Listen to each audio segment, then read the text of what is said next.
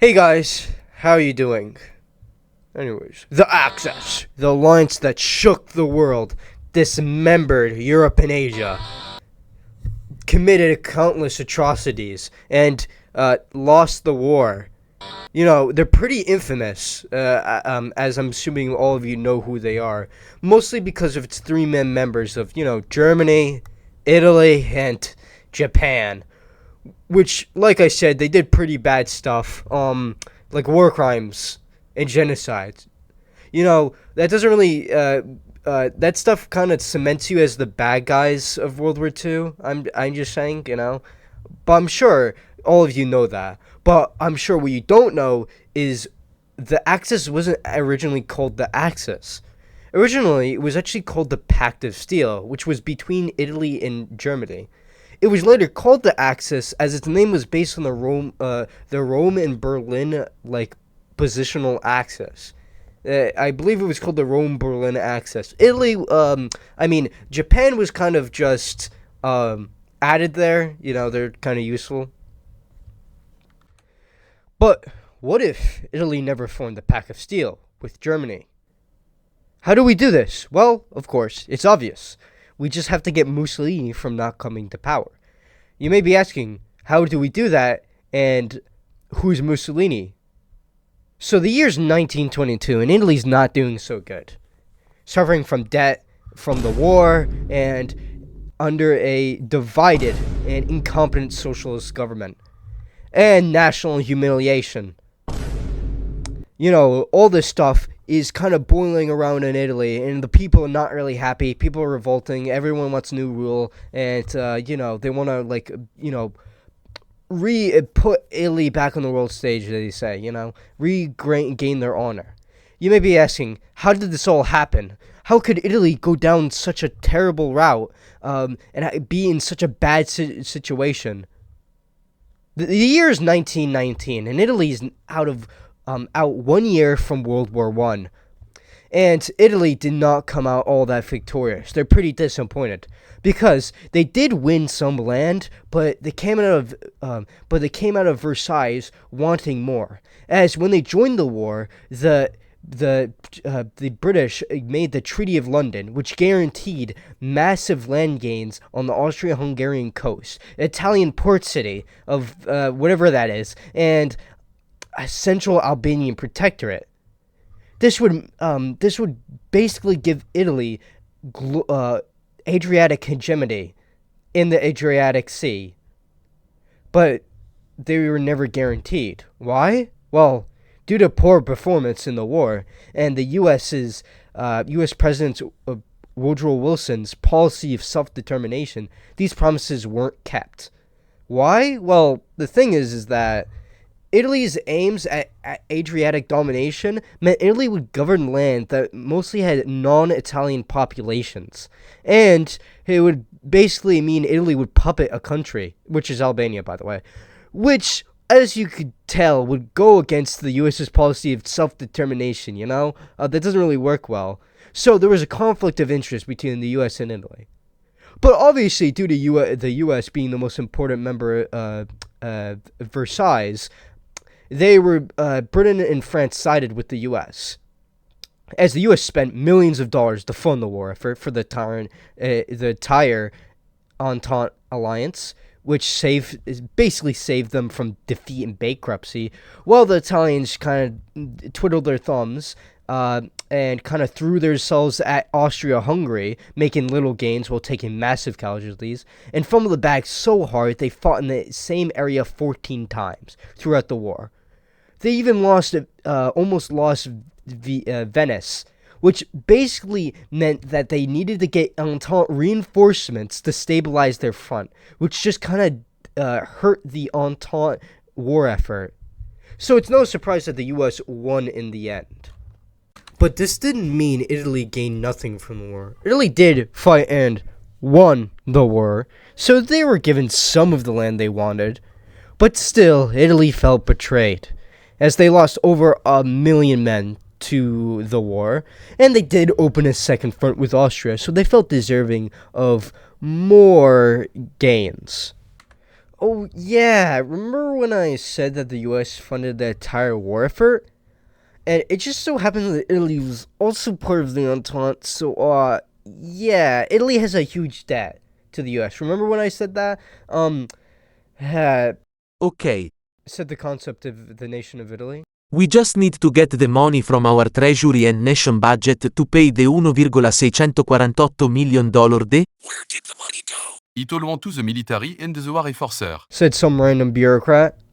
Don't worry, Italy. I'm sure that the newly elected socialist government under a central left prime minister will solve the issue. They didn't.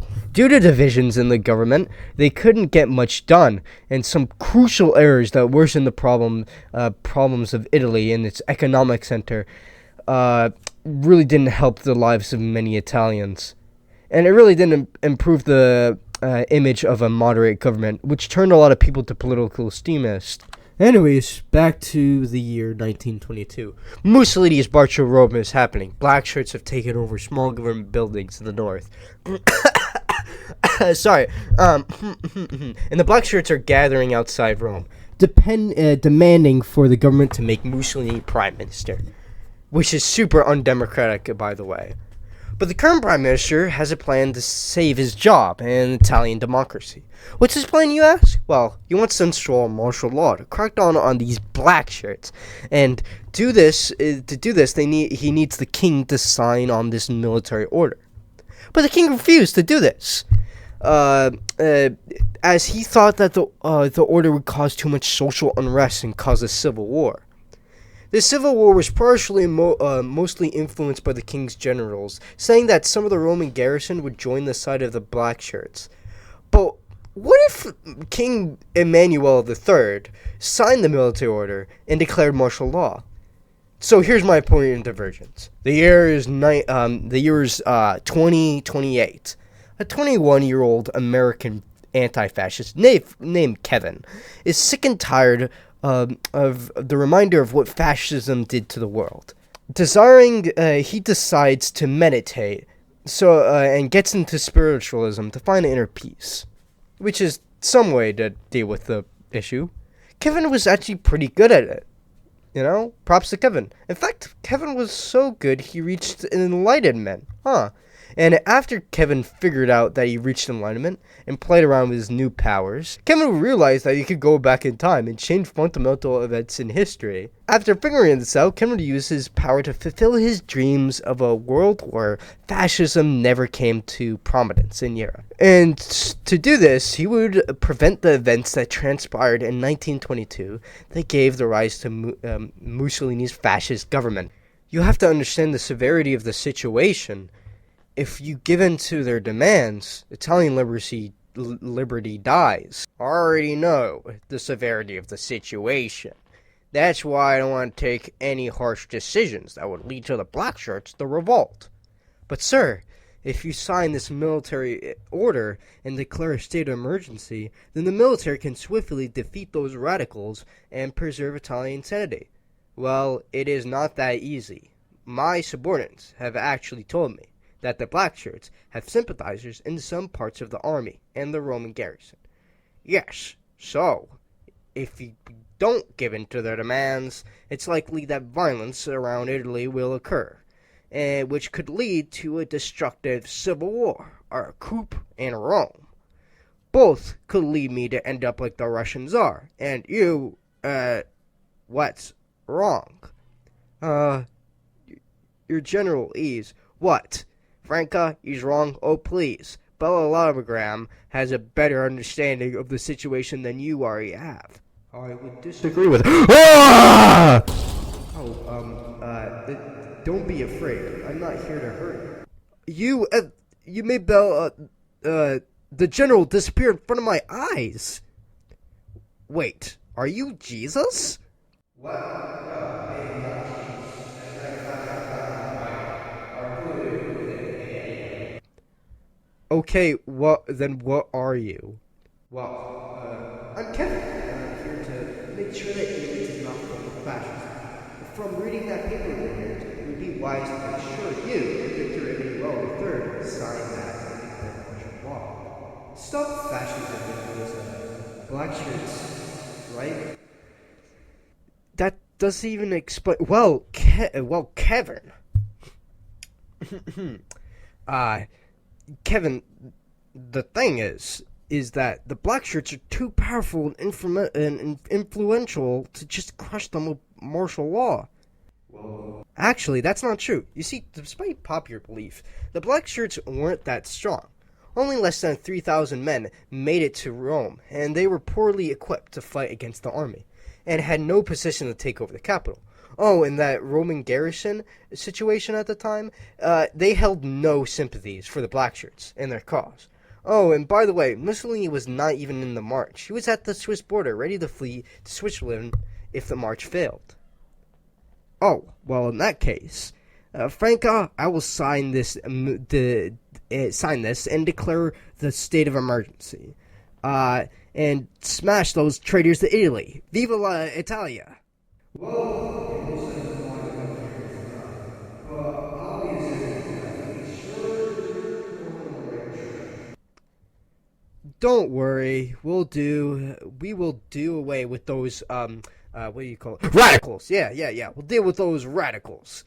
And the Prime Minister was right, as with the power from the military, crushed the black shirts in Rome and rooted them out of government buildings. As expected, Mussolini fled to exile, which would cause a rift in the Italian fascist movement, as leaders like Italian Batto would try to become the leader of the movement in the power struggle, which would prevent the black shirts from organizing effectively.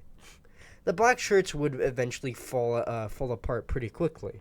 It would mostly become disbanded, with only remnants that will fade out in less than a year. While this is happening, most parties would be supportive of the state of emergency, but I suspect some parties like the communists would be nervous because the king has unlimited power, and monarchs aren't known to like the left, especially communists. Oh, and by the way, Kevin at this point has probably left. We don't exactly know where he's at. I hope he doesn't mess with the scenario anytime soon. But anyways, let's get back to our scenario. Now that that's out of the way, let's talk about how this will affect the world. So first, the big event is that the Nazis ride to power. Unfortunately, Kevin kind of forgot and assumed that the fascists in Italy inspired Hitler to do his march and take over power, that's not really what happened. He kind of did it a different way. And by the way, the government in Italy would be pretty concerned with Germans' newfound insanity. But like Britain and France, Italy does not do much to oppose Germany while Germany's doing the shenanigans and such. But they do stick closer to the old allies of Britain and France.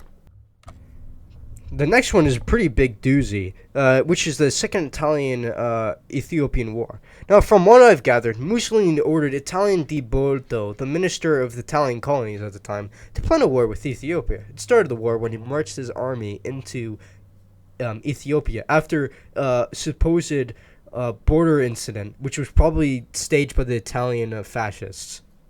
Now, both came to power, obviously due to the March of Rome, and with the march failing, Emilio Di Botto never comes to power, meaning the Italian-Ethiopian War never happens, as the Italian government's not expansionist. This is a pretty big change for Italy, as they do not fall out with their international stage, and don't leave the League of Nations. Oh yeah, the League of Nations would still be weak due to Japan's invasion of China. It would probably collapse due to World War II. So actually not a big change for international peace, but a big one for Italy, as they're less isolated on the world stage. This is also good for Ethiopia, as their population does not suffer from Italian gas attacks and subjugation, and invasion. Invasion is not really good for the population. The only downside is that slavery stays in Ethiopia for a while longer, as the Italian invasion actually did ban slavery. They dismantled it when they took over the country. But the King of Italy lastly made it his top priority to stop slavery, and the practice was well out the window by the time of the late 30s and early 40s. It probably would have been done at around like 42 or 43. I don't know. I can't really give big estimates. Specific estimates, I mean. Oh, yeah, there's also the Spanish Civil War. It would probably be affected by the lack of Italian aid to the national forces, but the Nationalists still had support from Germany. They had a more competent army than Republicans, and they were more united. And so it's likely they still win, but it will take a little longer for them to defeat the Republicans. Also, Albania is saved from becoming an Italian puppet and later annexed by Italy, which is cool too. Now the year is 1936, and Italy is going to have to face their greatest threat yet, Germany. As Germany starts to remilitarize the Rhineland and annex Austria, France, Britain, and Italy form the Sarteria Front, which was a real plan to have an alliance between the aforementioned countries. The rest of the lead up to World War II would basically be the same, but when Germany invades Poland, the whole Sarteria Front declares war of them. And now World War II has begun with with Italy on the Allies' side. Germany, like in our timeline, not expecting Sarteria Front, which we'll call the Allies from now on because it's easier, to declare war, they never really guarded their borders with France and Italy, and put all their army on attacking Poland. France did not really exploit this due to their army's communications sucked, and the army was too scared to attack and make big pushes. But the Italian army, that still sucks, has better communication, and is likely to attack more, pushes through the Austrian Alps, moves through Austria, while France would take some border cities. Wow, how the tables have turned, you know? Who's the competent one now, France, huh? Both of their advances would be stopped when the German army arrives to the front.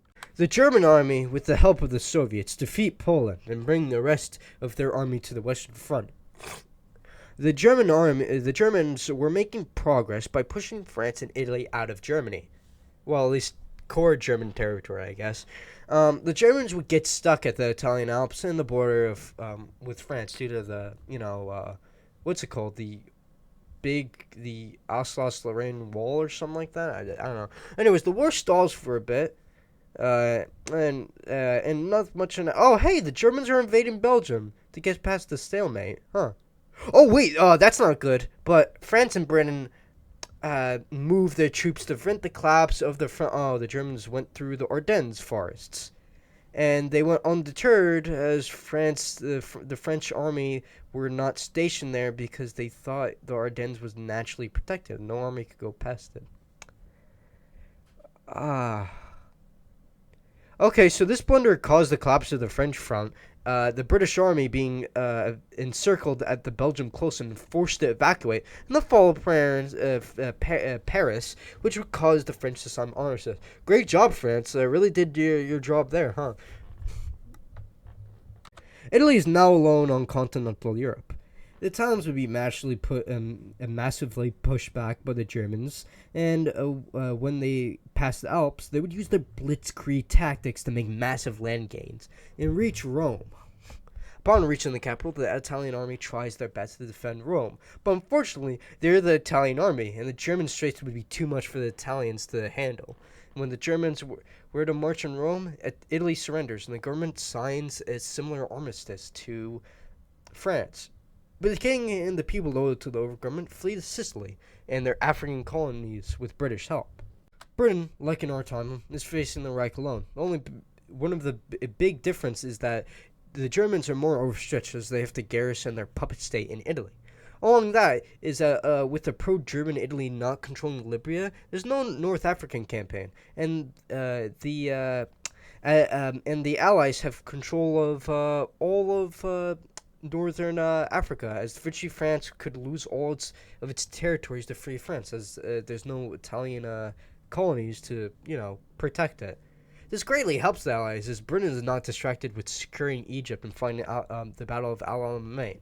And the Allies gain an advantage as they have a perfect spot to start naval invasions and air raids from North Africa. Greece and Albania are affected too, actually. You see, when Italy entered World War II, they had already annexed Albania, and as you may know, they invaded Greece, which wasn't successful, famously, and the Italians needed to call the help for help from the Germans.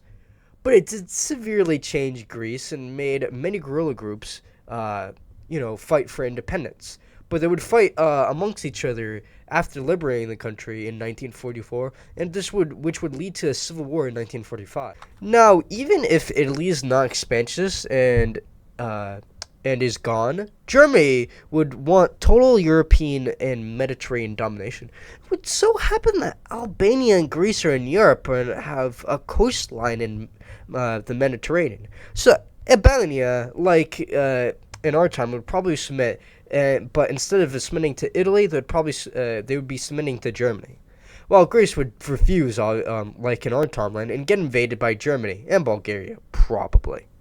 When Operation Barbarossa begins, most of the German army is sent to partake in the invasion of the USSR. This leaves most of France and Italy vulnerable to an Allied invasion, which would happen somewhere in 1943, like in our timeline. The British would plan to attack Italy, but due to Sicily being under Allied control, which would cause the Germans to guard Italy more harder, the plan would be postponed as a later invasion, and instead France would be the opening of Third Front. Yes, there's wait, you may be asking, where's the Second Front? Oh, Sicily. So yeah, the Germans also have to deal with the Second Front. That's not cool. That must suck. Meanwhile, the Germans are invading the USSR and have made progress with gaining land, establishing Reichskommissats, killing children, drinking beer, average Nazi stuff. But the Germans' progress came to a halt in the winter of 1942, and the Soviets were pushing back to pre-Barbarossa borders. So the Germans may need to pull some divisions defending the West to make some quick victories. My Führer, the liberal menace, has invaded Normandy. What? Okay. Okay, let's just get some men in the south of France to relieve the front. My Führer, they have invaded the south of France and are linking up to Normandy. Some of our units are being encircled. Where are the units defending the south? They were trying to relieve the Normandy front. Is there any free troops in Italy? My Führer, the Allies have invaded Italy, and the resistance movement there has been crazy. They've also conquered Sardinia and Corsica. What? My God, Führer, the Greek things are revolting against us, but they're actually winning with black magic, obviously. Can I get the command to eradicate these pests? Well, my Führer, the Soviets have broken through the front and are pushing into Polish and German territory. What do we do? Okay, this is pretty bad. So, how about my man? The Allies have liberated France and are pushing into the Benelux and Rhine. What the? So the Germans are not doing so good in 1944. I guess their sins have finally catched up with them. But you see, the Führer has got a plan. He calls it Watch on the Rhine, which is where the German army put all the resources into one push.